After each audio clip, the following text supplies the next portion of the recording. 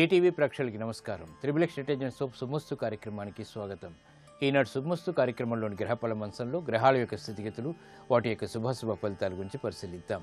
అలాగే రోజు 12 రాశుల వారికి ఏ సంఖ్యలు కలిసి వస్తాయి, రంగుల యొక్క ప్రాధాన్యత, ఏ దేవతల్ని పూజించాలి, ఎటువంటి దేవతాస్తుతులు పఠించాలి, విద్యారంగం వారికి, వైద్య రంగం వారికి, వ్యవసాయ రంగం వారికి, కార్మిక రంగం వారికి, వివిధ రంగాల వారికి కూడా ఎటువంటి ఫలితాలు 12 రాశుల ద్వారా ఏర్పడతాయి అనేటువంటి అంశాలతో పాటు ముఖ్యంగా ఈరోజు 12 రాశుల వారు చేపట్టవలసినటువంటి కార్యక్రమాలు ఏమిటో తెలుసుకుందాం. అలాగే పండగ పరమార్థం శీర్షికలో సుబ్రహ్మణ్య షష్ఠి యొక్క విశిష్టత, సుబ్రహ్మణ్య షష్ఠి నాడు ఎటువంటి ప్రక్రియలు చేపట్టాలి అనేటువంటి విషయాలతో పాటు ఆంతర్యం శీర్షికలో ధనుర్మాస సందర్భంగా ఈరోజు హయగ్రీవ ఆరాధన ఎటువంటి ఉత్తమ ప్రయోజనాన్ని కలిగిస్తుందో తెలుసుకుందాం. ముందుగా నేటి పంచాంగ వివరాలు. శ్రీ మన్మథనామ సంవత్సరం మార్గశిర మాసం దక్షిణాయనం హేమంత ఋతువు. ఈరోజు మార్గశిర శుద్ధ షష్ఠి, సుబ్రహ్మణ్య షష్ఠి చాలా విశేషమైనటువంటి రోజు. ఈరోజు చేసేటువంటి షణ్ముఖ ఆరాధన రుణ బాధల్ని తొలగిస్తుంది, అలాగే ఐశ్వర్య ప్రాప్తికి దోహదపడుతుంది. ఈరోజు చేపట్టేటువంటి సుబ్రహ్మణ్య స్వామి యొక్క అభిషేకం, పూజాది కార్యక్రమాలు జీవితంలో ఏర్పడేటువంటి సర్పదోషాలను కూడా పోగొట్టడమే కాకుండా శారీరక మానసిక లోపాలని కూడా దూరం చేస్తుంది. ఇక ఈరోజు వారం లక్ష్మీవారం లేదా గురువారం. ఈరోజు చేపట్టేటువంటి ఆధ్యాత్మిక కార్యక్రమాలు, పుణ్య కార్యక్రమాలు, గోపూజ, దక్షిణామూర్తి యొక్క పూజలు ఉత్తమ ఫలితాలని, ఉత్తమ జ్ఞానాన్ని కలిగిస్తాయి. ఇక ఈరోజు నక్షత్రం శతభిషం నక్షత్రం. ఈ శతభిషం నక్షత్రంలో ఈరోజు పుట్టేటువంటి వారికి ఏ పాదంలో పుట్టినప్పటికీ కూడా దోషం లేదు, శుభప్రదం. ఈరోజు శతభిషం నక్షత్రంలో పుట్టేటువంటి వారికి రాహు మహాదశతోటి ప్రారంభమవుతుంది. ప్రస్తుతం రాహు యొక్క స్థితి కన్యాక్షేత్ర స్థితి, కుజుడితోటి యుతి ఉంది కాబట్టి ఇది తీవ్రమైనటువంటి ప్రతికూలతను కూడా కలిగించేటువంటి సంఘటనలు ఏర్పడవచ్చు. కాబట్టి ఈ దోష నివృత్తికి దుర్గా జపం, దుర్గా సప్తశతి పారాయణ ఉత్తమ ఫలితాన్ని కలిగిస్తుంది. ఇక 12 రాశుల వారికి ఏర్పడేటువంటి శుభాశుభ ఫలితాలను పరిశీలిద్దాం. ముందుగా మేషరాశి. ఈరోజు మేషరాశి వారిని పరిశీలించినట్లయితే ఆధ్యాత్మిక రంగం వారికి సంతృప్తికర సంఘటనలు చోటు చేసుకుంటే వేగవంతమైనటువంటి అనుకూల మార్పులు మానసికంగా సంతృప్తిని కలిగిస్తాయి. వృత్తి, వ్యాపార, ఉద్యోగ సంబంధిత కార్యక్రమాల్లో చేపట్టేటువంటి పనులు ప్రోత్సాహాన్ని కలిగిస్తాయి. ఆర్థిక వ్యవహారాల్లో మెరుగైనటువంటి సమాచారాన్ని పొందగలుగుతారు. అభివృద్ధికి చేపట్టేటువంటి కార్యక్రమాలు కలిసి వస్తే పిల్లల విషయంలో శ్రద్ధ పెరుగుతుంది. నూతన కార్యక్రమాలను చకచకా పూర్తి చేయగలుగుతారు. ఉద్యోగ రంగం వారికి ఆశించినటువంటి ప్రయోజనాలు దగ్గరవుతాయి. అభివృద్ధికి చేపట్టేటువంటి కార్యక్రమాలు కలిసి వస్తాయి. నూతన ఉద్యోగ ప్రయత్నాలు కూడా లాభిస్తాయి. వ్యవసాయ రంగం వారికి చేపట్టేటువంటి కార్యక్రమాల్లో ప్రోత్సాహం లభిస్తుంది. ఊరట కలిగించేటువంటి సంఘటనలు మానసికంగా ఆనందాన్ని కలిగిస్తాయి. అభివృద్ధికి చేపట్టేటువంటి కార్యక్రమాలు వ్యాపార రంగం వారికి చేయూతనిస్తాయి. నూతన కార్యక్రమాలను గృహరీత్యా కూడా చేపట్టగలుగుతారు. సంతోష వార్తలు వింటారు. శ్రమ అధికంగా ఉన్నప్పటికీ చేపట్టేటువంటి కార్యక్రమాల్లో ప్రోత్సాహాన్ని పెంపొందింపజేసుకునేటువంటి అవకాశాలు దగ్గరవుతాయి. ఈ రోజు మీ అదృష్ట సంఖ్య 5. ఆకుపచ్చ వర్ణ దుస్తులు ధరించడం ద్వారా శుభవార్తలు వింటారు. చేపట్టేటువంటి కార్యక్రమాల్లో ప్రతికూల పరిస్థితుల్ని దూరం చేసుకోగలుగుతారు. శుభ పరిణామాలు, సంఘటనలు చోటు చేసుకుంటాయి. అనుకూల దైవం శ్రీ మహాగణపతి. ఈ రోజు ఈ రాశి వారు శ్రీ మహాగణపతిని దర్శించి భక్తి శ్రద్ధలతో పూజాది కార్యక్రమాలు నిర్వహించడం ద్వారా, గణపతి ఉపనిషత్తు పఠించడం ద్వారా, గరికతో కూడినటువంటి పూజాది కార్యక్రమాలు నిర్వహించడం ద్వారా విఘ్నాలు దూరం అవుతాయి. విద్యా ప్రయత్నాలు ఈ రోజు మీకు అనుకూలం. ఈ రోజు వృషభ రాశి వారిని పరిశీలించినట్లయితే విద్యారంగం వారికి అనుకూల పరిస్థితులు ఆనందాన్ని కలిగిస్తాయి. ప్రోత్సాహంతో కూడినటువంటి ఆర్థిక సహాయ సహకారాలు లభిస్తాయి. విదేశీ సంబంధిత విద్యా ప్రయత్నాలు కలిసి వస్తాయి. నూతన కార్యక్రమాలను విద్యాపరంగా ప్రారంభించగలుగుతారు. ఉద్యోగ రంగం వారికి చేపట్టేటువంటి కార్యక్రమాల్లో ప్రోత్సాహం లభిస్తుంది. ప్రాధాన్యతను సంతరించుకోగలుగుతారు. వృత్తిలో అభివృద్ధికి చేపట్టేటువంటి కార్యక్రమాలు కూడా కలిసి వస్తాయి. నూతన అంశాలు వ్యవహారిక విషయాల్లో ఆశించినటువంటి ప్రయోజనాలు కలిగిస్తాయి. అభివృద్ధికి చేపట్టేటువంటి కార్యక్రమాల్లో సంతోష వార్తలు వింటారు. ఈ రోజు మీ అదృష్ట సంఖ్య 6. తెలుపు వర్ణం వస్త్రాన్ని ధరించడం ద్వారా ప్రశాంత పరిస్థితుల్ని ఆహ్వానించగలుగుతారు. విభేదాలు వీడిపోతాయి. అనుకూల దైవం శ్రీ మహాలక్ష్మి. ఈ రోజు ఈ రాశి వారు శ్రీ మహాలక్ష్మి అమ్మవారిని దర్శించి చామంతులతో కూడినటువంటి పూజాది కార్యక్రమాలు, బిల్వపత్రితో కూడినటువంటి పూజలు, శ్రీ సూక్త విధానంతో చేపట్టేటువంటి ఆధ్యాత్మిక కార్యక్రమాలు, కనకదారాస్తవం వంటి స్థితులు ఉత్తమ ఫలితాలని కలిగిస్తాయి. వాహన నిర్ణయాలు ఈ రోజు మీకు అనుకూలం. ఈ రోజు మిథున రాశి వారిని పరిశీలించినట్లయితే వ్యాపార రంగం వారికి అనుకున్నవి సాధించగలిగేటువంటి శక్తి సామర్థ్యాలు లభిస్తాయి. యుక్తితో కూడినటువంటి కార్యక్రమాలని పెంపొందింప చేసుకోగలుగుతారు. రాజకీయ రంగం వారికి బాగా లాభిస్తుంది. నూతన కార్యక్రమాలని చేపట్టేటువంటి శక్తి సామర్థ్యాలు లభిస్తాయి. అభివృద్ధికి చేపట్టేటువంటి కార్యక్రమాలు గృహరీత్యా ప్రోత్సాహాన్ని కలిగిస్తాయి. శత్రుభీతి తగ్గుతుంది. కోర్టు సంబంధిత వ్యవహారాల్లో విజయాలు సాధించగలుగుతారు. కార్మిక రంగం వారికి ఆశించినటువంటి ప్రయోజనాలు దగ్గరవుతాయి. శుభవార్తలు వింటారు. ఆర్థిక వ్యవహారాల్లో అనువైనటువంటి మార్పులు చోటు చేసుకుంటాయి. లాభాల్ని గడించేటువంటి యుక్తులు బాగా పనికి వస్తాయి. స్త్రీలకి శుభ పరిణామాలు గృహంలో చోటు చేసుకుంటాయి. నూతన వస్తు కొనుగోలు వంటివి, విలువైనటువంటి వస్తు కొనుగోలు వంటివి ఆనందాన్ని కలిగిస్తాయి. ఈ రోజు మీ అదృష్ట సంఖ్య 1. ఎరుపు వర్ణ దుస్తులు ధరించడం ద్వారా ధైర్యంతో కూడినటువంటి కార్యక్రమాలు తద్వారా విజయాలు చేతికందుతాయి. అనుకూల దైవం సుబ్రహ్మణ్య స్వామి. ఈ రోజు ఈ రాశి వారు సుబ్రహ్మణ్య స్వామిని దర్శించి ఎర్రటి పుష్పాలతో అభిషేకాది కార్యక్రమాలతో పూజాది కార్యక్రమాలు నిర్వహించడం ద్వారా అభివృద్ధికి చేపట్టేటువంటి కార్యక్రమాల్లో ఆటంకాలు తొలగిపోతాయి. ఆర్థిక వృద్ధి చేకూరుతుంది. రుణ ఒత్తిళ్లు తగ్గుతాయి. విదేశీ లావాదేవీలు, సంభాషణలు, ప్రక్రియలు ఈ రోజు మీకు అనుకూలం. ఈ రోజు కర్కాటక రాశి వారిని పరిశీలించినట్లయితే ఆరోగ్య విషయంలో మంచి మార్పులు చేకూరుతాయి. వైద్య రంగం వారికి మంచి అవకాశాలు దగ్గరవుతాయి. ఆదాయాన్ని పెంపొందింప చేసుకునేటువంటి మార్గాలు సులభతరమవుతాయి. వృత్తిలో అభివృద్ధికి చేపట్టేటువంటి కార్యక్రమాల్లో ప్రోత్సాహాన్ని పెంపొందింప చేసుకోగలుగుతారు. స్త్రీలు శుభవార్తలు వింటారు. గృహ విషయాల్లో ఆనందకర సంఘటనలు చోటు చేసుకుంటాయి. నూతన వస్తు కొనుగోళ్లు, ఆభరణాల కొనుగోళ్లు వంటివి ఆనందాన్ని కలిగిస్తాయి. వ్యాపార రంగం వారికి ప్రోత్సాహం పెరుగుతుంది. నూతన అవకాశాలు దగ్గరవుతాయి. వ్యాపార విస్తరణలు వంటివి మంచి సంతోషాన్ని కలిగిస్తాయి. అభివృద్ధికి చేపట్టేటువంటి కార్యక్రమాలు గృహరీత్యా కూడా ఆనందాన్ని పెంపొందింపచేస్తాయి. ఉద్యోగ రంగం వారికి ప్రోత్సాహం పెరుగుతుంది. పేరు ప్రఖ్యాతలు నిర్మింపచేసేటువంటి కార్యక్రమ నిర్వహణ తద్వారా విజయాలు చేతికందుతాయి. ప్రాధాన్యతను సంతరించుకోగలుగుతారు. ఈ రోజు మీ అదృష్ట సంఖ్య 2. తెల్లటి వస్త్రాన్ని ధరించడం ద్వారా ప్రశాంత పరిస్థితుల్ని ఆహ్వానించగలుగుతారు. ప్రతికూల పరిస్థితులు దూరమవుతాయి. అనుకూల దైవం ఆంజనేయ స్వామి. ఈ రోజు ఈ రాశి వారు ఆంజనేయ స్వామిని దర్శించి ఎర్రటి పుష్పాలతో పూజాది కార్యక్రమాలు నిర్వహించడం ద్వారా, తమలపాకు పూజలు నిర్వహించడం ద్వారా ఉత్తమ ప్రయోజనాల్ని సాధించగలుగుతారు. ఆర్థిక లావాదేవీలు, సంభాషణలు, ప్రక్రియలు ఈ రోజు మీకు అనుకూలం. ఈ రోజు సింహరాశి వారిని పరిశీలించినట్లయితే ఆర్థిక రంగం వారికి అయోమయ పరిస్థితులు ఉంటాయి. చేపట్టేటువంటి కార్యక్రమాలపై శ్రద్ధ తగ్గుతుంది. నూతన నిర్ణయాలు తీసుకోలేకపోతారు. యథావిధిగా నిర్వహించేటువంటి కార్యక్రమాల్లో కూడా ప్రతికూల పరిస్థితులు తారసపడతాయి. వృత్తిలో అభివృద్ధికి చేపట్టేటువంటి కార్యక్రమాల్లో ఆటంకాలను కూడా చవిచూస్తారు. కళారంగం వారికి ప్రోత్సాహం తగ్గుతుంది. సినీ రంగం వారికి చేపట్టేటువంటి కార్యక్రమాల్లో విఘ్నాన్ని చవిచూస్తారు. వ్యవహారాల్లో చుక్కెదురు పరిస్థితుల్ని వేగవంతంగా అధిగమించలేకపోతారు. గృహ విషయాల్లో ఆశించినటువంటి ప్రయోజనాల్ని వెంటనే పొందలేకపోతారు. బాధ్యతతో కూడినటువంటి కార్యక్రమ నిర్వహణ ద్వారా మాత్రమే, క్రమశిక్షణ ద్వారా మాత్రమే విజయాలు సిద్ధిస్తాయి. ఈ రోజు మీ అదృష్ట సంఖ్య 1. ఎర్రటి వస్త్రధారణ చేయటం ద్వారా మానసిక ధైర్యం పెరుగుతుంది. ప్రతికూల పరిస్థితుల్ని ఎదుర్కొనేటువంటి శక్తి సామర్థ్యాలు పొందగలుగుతారు. అనుకూల దైవం మహాకాళి. ఈ రోజు ఈ రాశివారు మహాకాళి అమ్మవారిని దర్శించి ఎర్రటి పుష్పాలతో కుంకుమాది అర్చనాది కార్యక్రమాలతో పూజాది కార్యక్రమాలు నిర్వహించడం ద్వారా మానసిక ధైర్యం పెరుగుతుంది. శత్రుభీతి తగ్గుతుంది. ఆరోగ్య పరీక్షలు ఈరోజు మీకు అనుకూలం. ఈరోజు కన్యారాశి వారిని పరిశీలించినట్లయితే ఆరోగ్య విషయంలో జాగ్రత్తలు పాటించాలి. వైద్య రంగం వారికి ఆర్థిక సంబంధిత లావాదేవీల విషయంలో క్రమశిక్షణ లోపిస్తుంది. నూతన కార్యక్రమాలను వెంటనే ప్రారంభించలేకపోతారు. రాజకీయ లబ్ధికి చేపట్టేటువంటి కార్యక్రమాలు కలిసి వస్తే రాజకీయ రంగం వారికి నూతన ఉత్సాహం పెరుగుతుంది. కార్యక్రమ నిర్వహణలో నైపుణ్యాన్ని ప్రదర్శించగలుగుతారు. విమర్శలు ఉన్నప్పటికీ కార్యక్రమాన్ని సక్రమంగా పూర్తి చేయగలిగేటువంటి సమర్థత పెరుగుతుంది. వ్యాపార రంగం వారికి అనుకున్నవి సాధించగలిగేటువంటి పట్టుదల పెరుగుతుంది. చేపట్టేటువంటి కార్యక్రమాలు ప్రోత్సాహాన్ని ఇస్తాయి. ఆర్థిక సంబంధిత లావాదేవీలు కలిసి వస్తాయి. ఈ రోజు మీ అదృష్ట సంఖ్య 6. తెల్లటి వస్త్రధారణ ద్వారా ప్రశాంత పరిస్థితుల్ని ఆహ్వానించగలుగుతారు. విజయాలు దగ్గరవుతాయి. ప్రతికూల పరిస్థితులు దూరమవుతాయి. అనుకూల దైవం ఈశ్వరుడు. ఈ రోజు ఈ రాశివారు శివాలయాన్ని దర్శించి బిల్వపత్రితో కూడినటువంటి పూజాది కార్యక్రమాలు, చామంతులతో కూడినటువంటి పూజాది కార్యక్రమాలు భక్తి శ్రద్ధలతో నిర్వహించడం ద్వారా ఆర్థిక వ్యవహారాల్లో వేగవంతమైన అనుకూల మార్పులు చేకూరుతాయి. కుటుంబ సఖ్యత పెరుగుతుంది. ఆనందకర సంఘటనల్ని ఆహ్వానించగలుగుతారు. విదేశీ లావాదేవీలు, సంభాషణలు, ప్రక్రియలు ఈరోజు మీకు లాభిస్తాయి. ఈరోజు తులారాశి వారిని పరిశీలించినట్లయితే స్త్రీలు శుభవార్తలు వింటారు. అలంకరణకి ప్రాధాన్యతనిస్తారు. శుభ పరిణామాలు గృహంలో చోటు చేసుకుంటాయి. వ్యాపార రంగం వారికి బాగా కలిసి వస్తుంది. నూతన ప్రణాళికలు అమలు చేయగలుగుతారు. కార్యక్రమ నిర్వహణలో ఏకాగ్రత పెరుగుతుంది. విద్యారంగం వారికి చేపట్టేటువంటి కార్యక్రమాలు కలిసి వస్తాయి.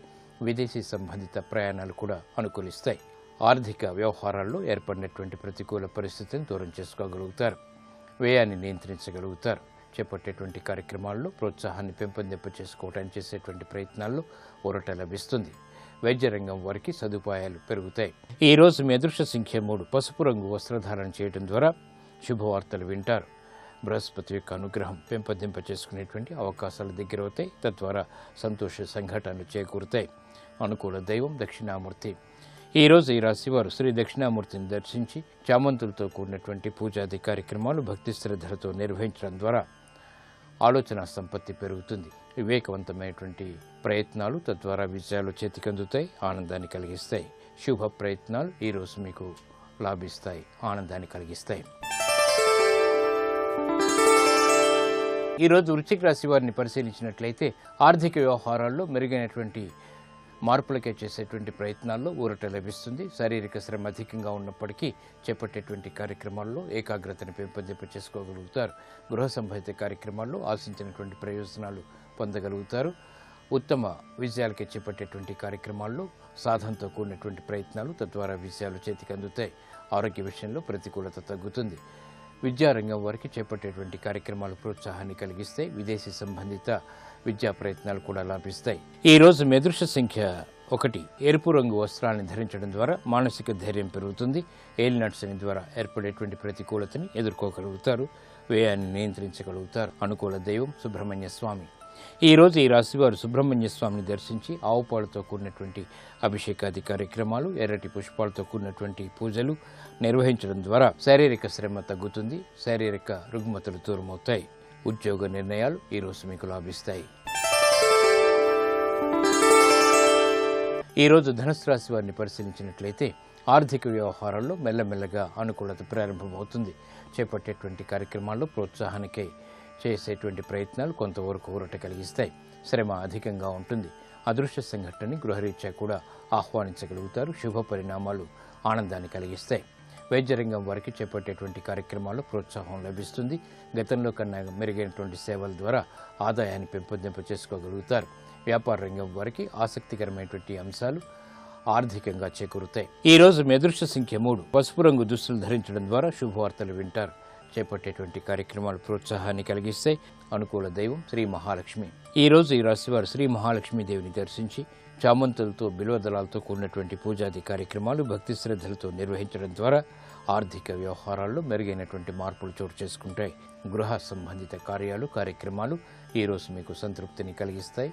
ఆశించినటువంటి ప్రయోజనాన్ని దగ్గర చేస్తాయి. ఈ రోజు మకర రాశి వారిని పరిశీలించినట్లయితే శ్రమతో కూడినటువంటి విషయాలు ఆర్థికంగా దగ్గరవుతాయి. చేపట్టేటువంటి కార్యక్రమాల్లో విఘ్నాల్ని చవిచూస్తారు. నూతన కార్యక్రమాల విషయంలో జాగ్రత్తతో కూడినటువంటి నిర్ణయాలు తప్పనిసరి. ఆశించినటువంటి కార్యక్రమాలు గృహరీత్యా వెంటనే పొందలేకపోతారు. శ్రమ అధికంగా ఉంటుంది. రుణ ఒత్తిళ్లు బాగా పెరుగుతాయి. వ్యవసాయ రంగం వారికి ఆర్థిక వ్యవహారాల్లో జాగ్రత్తలు వహించాలి. చేపట్టేటువంటి కార్యక్రమాలపై నిరుత్సాహం పెరుగుతుంది. వ్యాపార రంగం వారికి చేపట్టేటువంటి కార్యక్రమాల్లో మొదట ప్రతికూలత, తర్వాత అనుకూలత ఏర్పడతాయి. ఈ రోజు మీ అదృష్ట సంఖ్య 6. ఎరుపు రంగు దుస్తులను ధరించడం ద్వారా మానసిక ధైర్యం పెరుగుతుంది. ప్రతికూల పరిస్థితుల్ని ధైర్యంతో ఎదుర్కోగలుగుతారు. అనుకూల దైవం సుబ్రహ్మణ్య స్వామి. ఈ రోజు ఈ రాశివారు సుబ్రహ్మణ్య స్వామిని దర్శించి ఎర్రటి పుష్పాలతో, ఆవు పాలతో కూడినటువంటి అభిషేకాది కార్యక్రమాలు భక్తి శ్రద్ధలతో నిర్వహించడం ద్వారా కుజుడు ద్వారా ఏర్పడేటువంటి ప్రతికూలత తగ్గుతుంది. రుణ బాధలు దూరమవుతాయి. శత్రు భీతి తగ్గుతుంది. రుణ ప్రయత్నాలు ఈరోజు మీకు అనుకూలం. ఈ రోజు కుంభరాశి వారిని పరిశీలించినట్లయితే సంబంధ బాంధవ్యాలు మెరుగవుతాయి. శుభవార్తలు వింటారు. గృహ సంబంధిత కార్యక్రమాల్లో ప్రోత్సాహం లభిస్తుంది. పిల్లల అభివృద్ధి ఆనందాన్ని కలిగిస్తుంది. కార్యక్రమ నిర్వహణలో నైపుణ్యాన్ని ప్రదర్శించగలుగుతారు. ప్రయాణాల విషయంలో జాగ్రత్తలు పాటించాలి. వైద్య రంగం వారికి చేపట్టేటువంటి కార్యక్రమాల్లో ఆదాయాన్ని పెంపొందింప చేసుకోగలుగుతారు. గతంలో కన్నా మెరుగైనటువంటి పరిస్థితులు ఆనందాన్ని కలిగిస్తాయి. గృహ విషయాల్లో సంబంధ బాంధవ్యాలు మెరుగవుతాయి.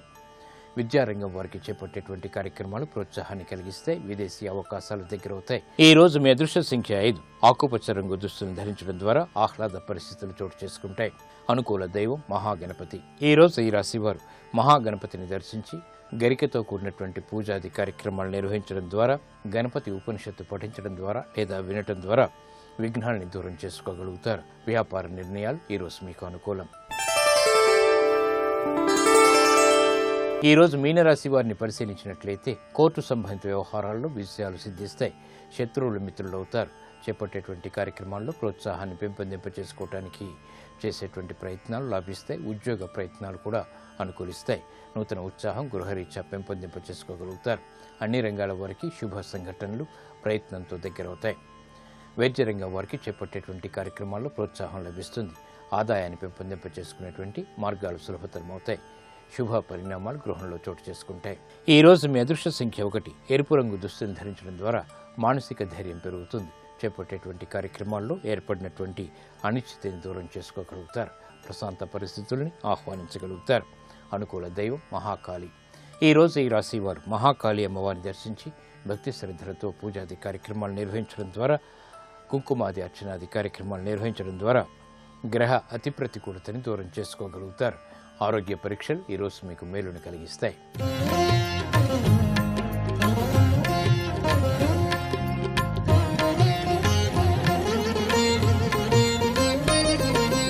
ఆంతర్యం శీర్షికలో ధనుర్మాస ప్రారంభ సందర్భంగా హయగ్రీవ ఆరాధన ఎటువంటి ఉత్తమ ప్రయోజనాన్ని కలిగిస్తుందో పరిశీలిద్దాం. ధనుర్మాసంలో విష్ణువు ధరించిన దశావతారాల స్వరూపాలని ఆరాధించడం ద్వారా విశేష ప్రయోజనాలు ఏర్పడతాయి. దశావతారాలతో పాటు విష్ణువు ధర్మ సంరక్షణ కోసం అవతరించినటువంటి ఇతర స్వరూపాలు కూడా ఈ మాసంలో ఆరాధనీయమైనవి. వాటిలో ముఖ్యమైనది హయగ్రీవ స్వరూపం. ధనుర్మాసంలో గోదాదేవి విజ్ఞాన రూపిణిగా తిరుప్పావై రచించింది. ఈ నేపథ్యంలో విష్ణురూప హయగ్రీవుణ్ణి ఆరాధిస్తే సకల శుభాలు ఏర్పడతాయి. సృష్టి ఆరంభంలో బ్రహ్మకు శ్రీమన్నారాయణుడు వేదాల్ని అనుగ్రహిస్తే వాటిని మధుకైటబులనే రాక్షసులు అపహరించుకుపోతారు. వారి నుండి ఆ వేదాల్ని రక్షించటానికి విష్ణువు హయగ్రీవ రూపాన్ని ధరించాడు. అసురుల్ని వధించి వేదాల్ని సంరక్షించాడు. హయ అంటే విజ్ఞానం, గ్రీవం అంటే కంఠం. అన్ని రకాల విద్యలు కంఠతములై ఉన్న సర్వ విద్యా స్వరూపమే హయగ్రీవమూర్తి. మంత్రాలన్నీ శరీరంగా రూపుదాలిస్తే ఆ మంత్రాలకు బీజాక్షరాల వలె శిరస్థానీయమైనది హయవదనం. ఈ స్వామిని అర్చించడం ద్వారా విజ్ఞాన సిద్ధి ఏర్పడుతుంది.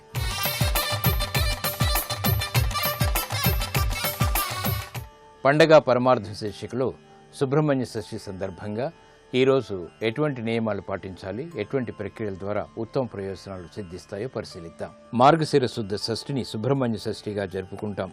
ఈ తిథి నాడే శివపార్వతులకు సుబ్రహ్మణ్య స్వామి కారణ జన్ముడుగా అవతరించాడు. శరవణుడు, కార్తికేయుడు, షణ్ముఖుడు ఇలా ఎన్నో నామాలు సుబ్రహ్మణ్య స్వామికి ఉన్నాయి.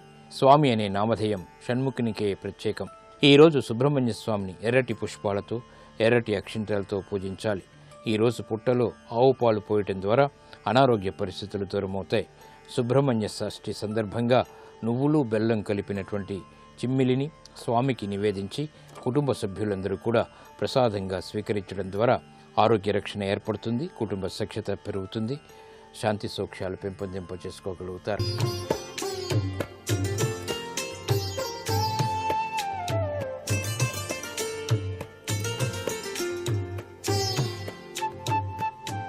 XXX డిటర్జెంట్ సోప్ శుభమస్తు కార్యక్రమంలో గృహబలం అంశానికి స్వాగతం. ఈ రోజు నుంచే ధనుర్మాస ప్రారంభం.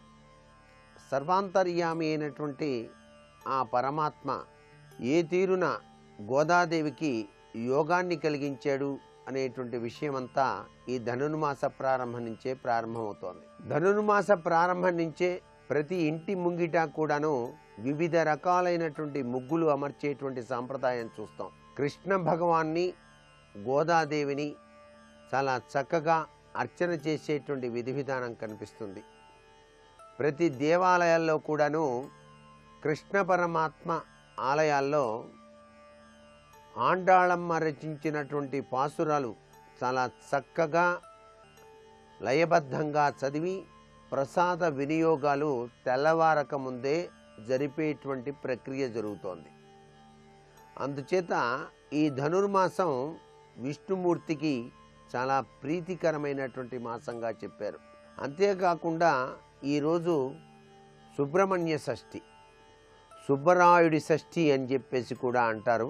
ఈ రోజున ప్రతి ఒక్కరూ కూడాను పుట్ట దగ్గరకు వెళ్ళి ఆ సుబ్రహ్మణ్యేశ్వర స్వామిని మనస్ఫూర్తిగా అర్చన చేసి చలిమిడి మొదలైనటువంటివి నైవేద్యంగా సమర్పించటం, ఆ పుట్ట మన్నును ఇంటికి తీసుకుని వచ్చి ఇంటి ముంగిట గడపలపై ఆ యొక్క ముందు ద్వారబంధానికి ఇటు అటు అమర్చి నమస్కృతాంజలి ఘటించేటువంటి సాంప్రదాయం కూడా ఉంది.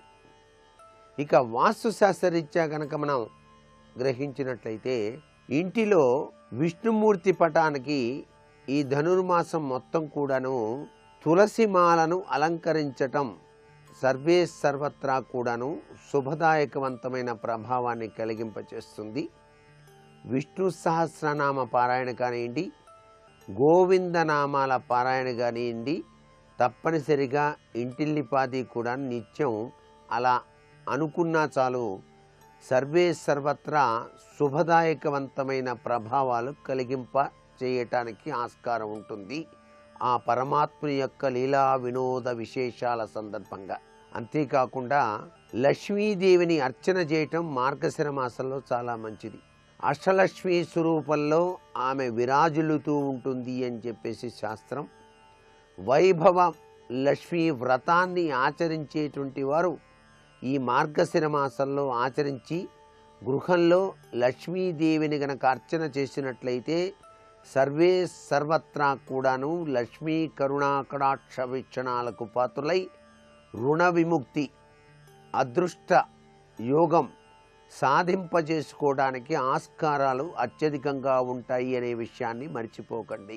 ఆగ్నేయ దిశలో లక్ష్మీదేవి పటాన్ని ఉంచి కొన్ని రోజుల పాటు ఏకఖండంగా ఆ హారతిని వెలిగిస్తాను అని చెప్పేసి మనసులో భావన చేసి ఎవరైతే ఈ ప్రక్రియను ఆచరిస్తారో వారికి లక్ష్మీ కటాక్ష వీక్షణంతో పాటు వారి కోరికలు నెరవేరటానికి కూడా ఈ యొక్క ధనుర్మాసం సహకరిస్తుంది సుమా అనేటువంటి విషయాన్ని గృహవాస్తు శాస్త్రరీత్యా కూడాను గ్రహించాల్సిన శుభదినం.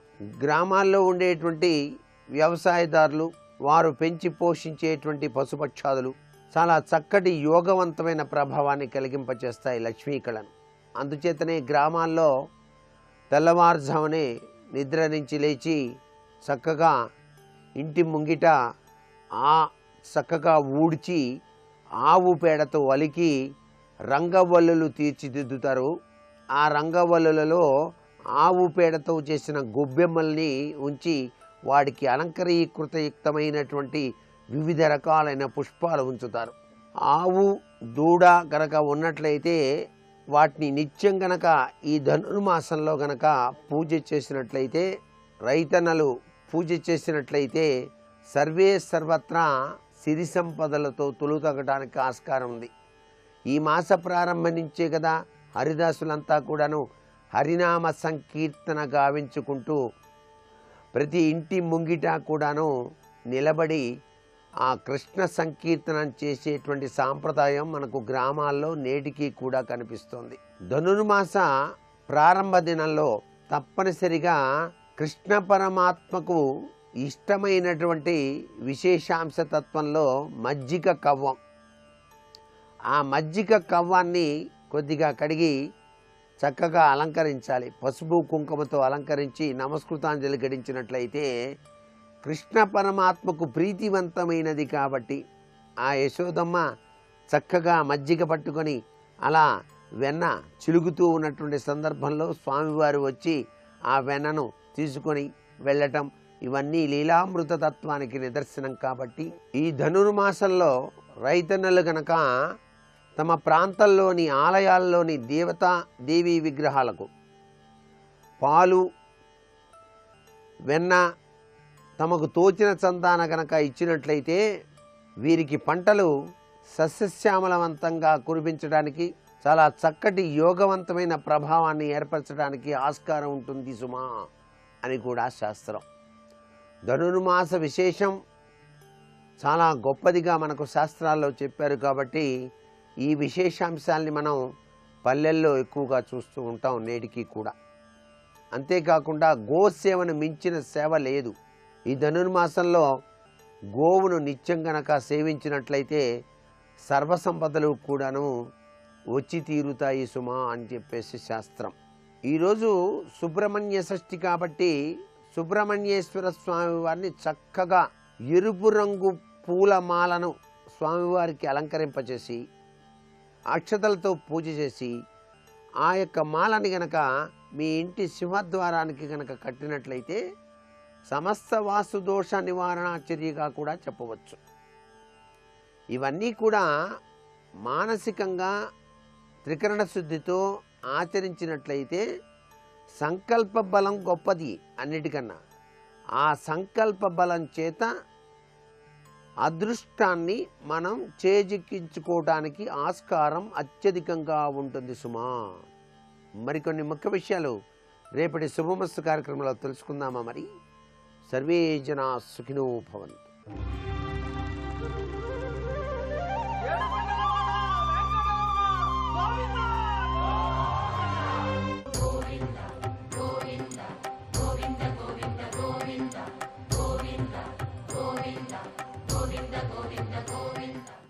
ఆంబరధరం విష్ణుం శశివర్ణం చతుర్భుజం ప్రసన్నవదనం ధ్యాయేత్ సర్వవిఘ్నోపశాంతయేత్. గురుర్బ్రహ్మా గురుర్విష్ణుః గురుర్దేవో మహేశ్వరః గురుః సాక్షాత్ పరం బ్రహ్మ తస్మై శ్రీ గురవై నమః.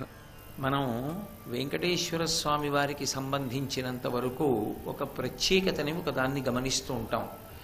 సాధారణంగా మనం ఏదైనా ఒక క్షేత్రానికి వెళ్ళినప్పుడు ఆ క్షేత్రంలో వెలిసినటువంటి స్వామి పేరు ఏది ఉంటుందో ఆ పేరే ఎక్కువ సార్లు స్మరింపబడుతుంది ఆ క్షేత్రంలో. ఏదో కాశీపట్టణానికి వెళ్ళామనుకోండి, విశ్వనాథ సందర్భంగా ఎక్కువగా అక్కడ పలుకుతాం. విశ్వేశ్వర విశ్వనాథ అన్న నామాలు ఎక్కువ. శివాని పలకము అని కాదు నా ఉద్దేశ్యం. శివ దాని యొక్క సమగ్ర స్వరూపం, అదే విశ్వనాథ విశ్వేశ్వర అని పిలుస్తాం. కానీ వెంకటాచలం దగ్గరికి వచ్చేటప్పటికి మాత్రం ఆ స్వామి వెంకటేశ్వరుడు అన్న పేరుతో జగద్విఖ్యాతి సంపాదించిన వాడు అయినప్పటికీ మనం వెంకటేశ్వర శబ్దాన్ని అంత ఎక్కువగా ప్రయోగించడం కనపడదు. యథార్థానికి మనం అక్కడ గోవిందనామాన్ని ఎక్కువగా స్మరిస్తాం. గోవింద గోవింద అన్న నామం ఎక్కువ వాడుతూ ఉంటాం. ప్రతిదానికి ఆ క్షేత్రంలో గోవిందనామమే వినపడుతూ ఉంటుంది. గోవిందనామం ఒక్క వెంకటాచల క్షేత్రంలోనే అంత ప్రఖ్యాతి వహించిందా, లేకపోతే అసలు విష్ణునామముల యందు గోవిందనామానికే ఒక ప్రత్యేకత ఉన్నదా అన్నది పరిశీలనం చేస్తే వెంకటాచలంలో మాత్రమే గోవిందనామానికి ఒక ప్రత్యేకత కాదు. విష్ణునామముల యందు గోవిందనామమునకు విశేషమైనటువంటి ప్రఖ్యాతి. మీరు కొంచెం జాగ్రత్తగా పరిశీలనం చేస్తే మీకు విష్ణు సహస్రనామ స్తోత్రంలో ఉన్నటువంటి నామములలో అత్యంత ప్రధానమైనటువంటి నామములను తీసుకుని 12 నామములుగా కూర్చారు. వాటిని ప్రతిరోజు మనం ఆచమనం చేసి పూజ ప్రారంభం చేసేటటువంటి సందర్భంలోనే చెప్పడం ప్రారంభం చేస్తాం. కేశవ నారాయణ గోవింద మాధవ విష్ణు ఇటువంటి నామాలు. ఇందులో 2 ప్రధానమైనటువంటి నామములు కనపడవు. ఒకటి శ్రీరామనామం, 2 నరసింహనామం. ఈ 2 నామములు కనపడవు. యథార్థమునకు విష్ణు తత్వమునందు విష్ణువు యొక్క అవతారముల యందు నరసింహావతారానికి ఒక ప్రత్యేకత ఉంది. ఏమిటా ప్రత్యేకత అంటే, శివాలయానికి షట్కాల పూజ ఎలా ఉంటుందో నరసింహస్వామికి కూడా షట్కాల పూజ ఉంది. ప్రదోష వేళలో సాధారణంగా శివసన్నిధికి వెళ్ళి శివదర్శనం చేస్తూ ఉంటారు. ఎందుచేత అంటే ప్రదోష వేళ అందరు దేవతలు శివాలయం దగ్గరికి చేరుతారు అని. కానీ విష్ణువు యొక్క అవతారముల యందు నరసింహావతారానికి మినహాయింపు. నరసింహస్వామి దేవాలయానికి వెళ్ళడానికి ప్రదోష వేళ అన్న మినహాయింపు లేదు. షట్కాలముల యందు ఎప్పుడైనా నరసింహస్వామి వారి దర్శనం చేసుకోవచ్చు. పైగా ఆంధ్రదేశంలో నరసింహస్వామి వారికి సంబంధించినటువంటి ఆరాధన చాలా విశేషం. అటువంటి నరసింహనామం 12 నామములలో లేదు.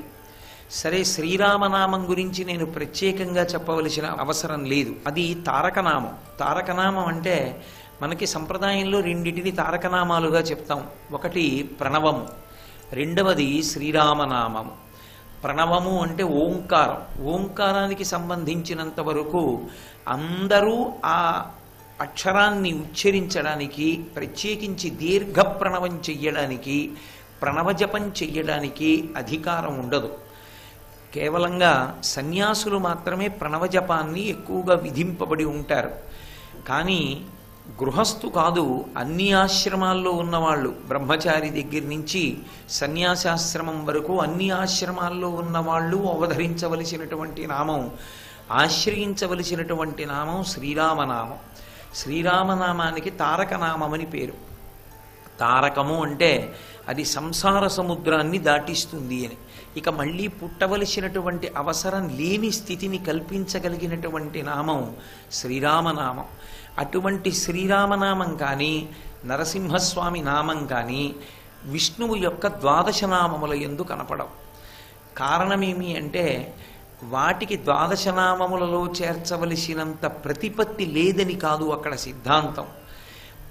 ఆ 12 నామాలు ఏదో ఆచమనం చేసినప్పుడు, పూజ ప్రారంభం చెయ్యవలసినప్పుడు చెప్పవలసినటువంటి నామములైనప్పటికీ శ్రీరామనామము ప్రత్యేకించి సర్వకాలముల యందు చెప్పబడవలసినటువంటి నామం. మనిషి ఊపిరి ఉన్నంతకాలం ఆఖరి ఊపిరిలో కూడా చెప్పవలసిన నామం శ్రీరామనామం. అందుకే శ్రీరామనామం ద్వాదశనామాలలో ఏదో ఒక్కసారి చెప్పవలసిన అవసరం లేదు, ఎప్పుడూ చెప్పవలసిందే అని మినహాయించారు. ఇక నరసింహస్వామి ఆర్తత్రాణపరాయణుడు. ఆయన పేరెత్తితే చాలు రక్షణ కలుగుతుంది.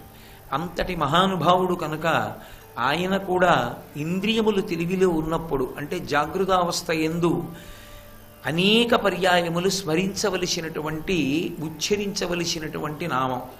ఈ కారణం చేత ఆ 2 నామములకు విష్ణువు యొక్క ద్వాదశ నామముల యందు స్థానము కల్పింపబడలేదు. కానీ గోవిందనామమునకు మాత్రం ఎనలేని ప్రఖ్యాతి ఉంది. గోవింద అన్న నామాన్ని లోకంలో ప్రచారం చేసినటువంటి మహాపురుషులు శంకర భగవత్పాదులు.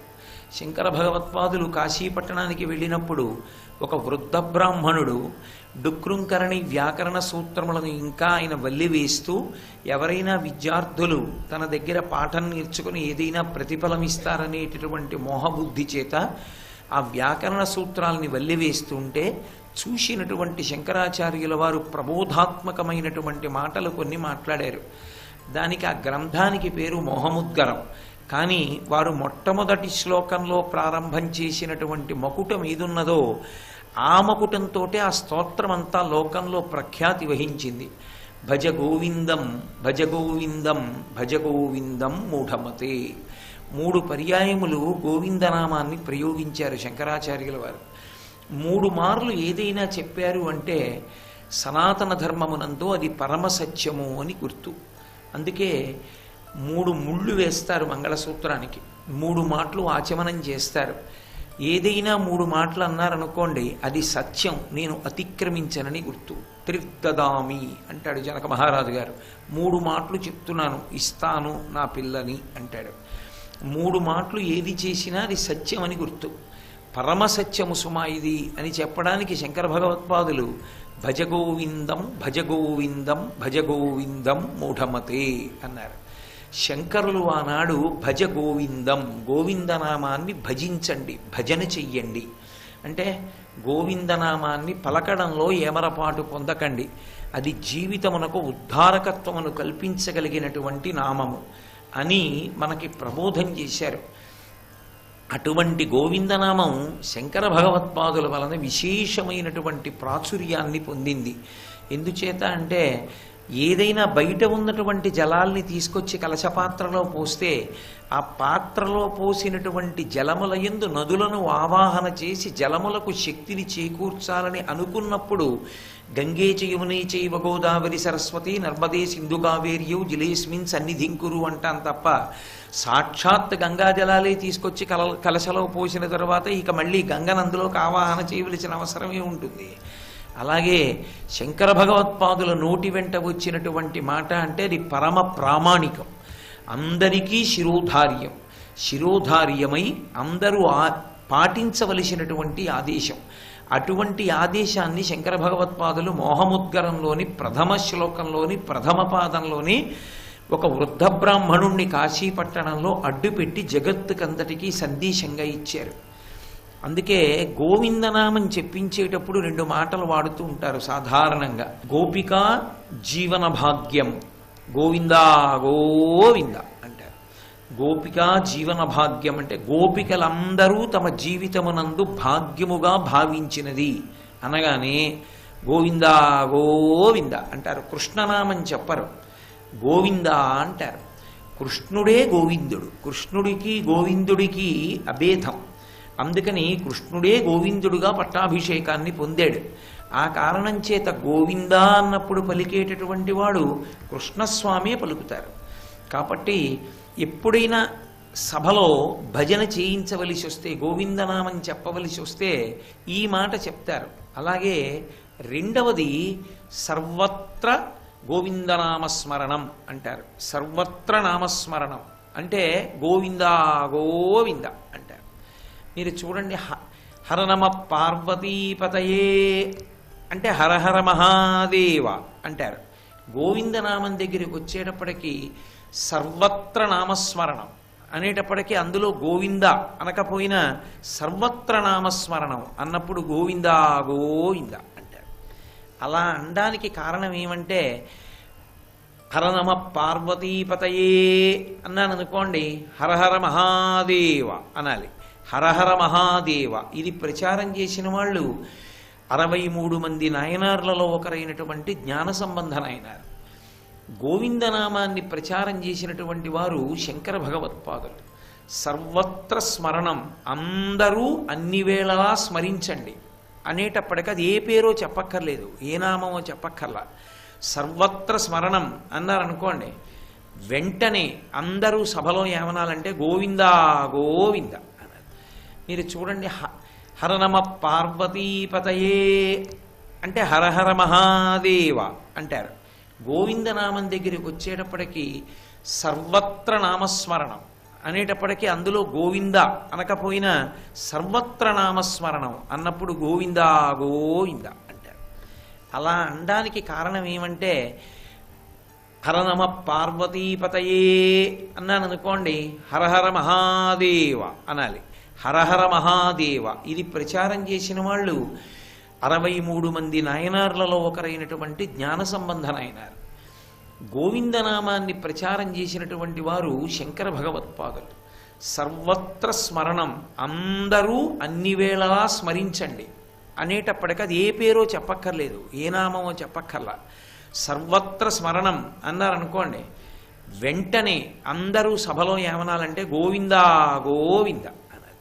గోవిందనామం ప్రతిపాదింపబడకపోయినా, గోవిందా అన్న మాట అందులో చెప్పకపోయినా గోవిందా గోవింద అంటారు. గోవిందా అన్న నామం మనుష్యుల యొక్క జీవితములకు ఉద్ధారకమైనటువంటిది. లోపల ఆ నామం ఉద్ధరణ కల్పిస్తుంది. రెండవది, ఆ నామమునకు ఉన్నటువంటి శక్తి ఏమిటంటే మనసు చాలా తేలికగా వెళ్ళి నిలబడేటటువంటి రూపాన్ని ఆవిష్కరిస్తుంది. 2 ప్రయోజనములను ఏకకాలమునందు ఆవిష్కరిస్తుంది. ఒకటి, ఆంతరమైనటువంటి అభివృద్ధిని కల్పిస్తుంది. అసలు మనుష్య జన్మ ప్రయోజనమేదో ఆ జన్మ ప్రయోజనం వైపుకి నడిపిస్తుంది. ఎందుకని నేను మీతో మనవి చేశా, గోవిందా అన్న నామం కృష్ణుడికి సంబంధించింది. కృష్ణుడు గోవిందుడిగా పట్టాభిషిక్తుడయ్యాడు. యథార్థమునకు కృష్ణుడొకడు గోవిందుడొకడు కాడు. కృష్ణుడే గోవిందుడు, గోవిందుడే కృష్ణుడు. కృష్ణుడే గోవిందుడు, గోవిందుడే కృష్ణుడు అయినప్పుడు గోవిందా అని పిలిచినప్పుడు 2 రూపాలతో రక్షణ కలుగుతుంది. ఒకటి, కృష్ణం వందే జగద్గురుం, ఆయన జగద్గురు స్వరూపం కృష్ణుడు.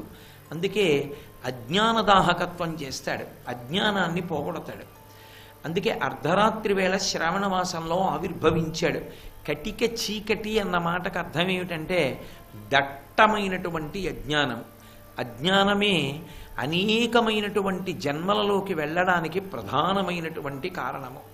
అటువంటి అజ్ఞానాన్ని తొలగతొయ్యడానికి అర్ధరాత్రి వేళ దీపంగా వచ్చి సత్యము ఎరుకలోనికి వచ్చేటట్టుగా చేసినవాడు, చీకటి వలన కలిగినటువంటి భయాన్ని పోగొట్టినటువంటి వాడు కృష్ణుడు. అందుకని కృష్ణుడు ప్రస్థానత్రయంలో ఒకటైనటువంటి భగవద్గీతని మనకు అందించాడు. అటువంటి భగవద్గీతని అందించినటువంటి కృష్ణావతారం జగద్గురువు యొక్క అవతారం. అందుచేత గోవిందా అని పిలిచినప్పుడు వెంటనే పలికేది ఏది అంటే జగద్గురు స్వరూపమైనటువంటి కృష్ణ భగవానుడు ప్రతిస్పందిస్తాడు.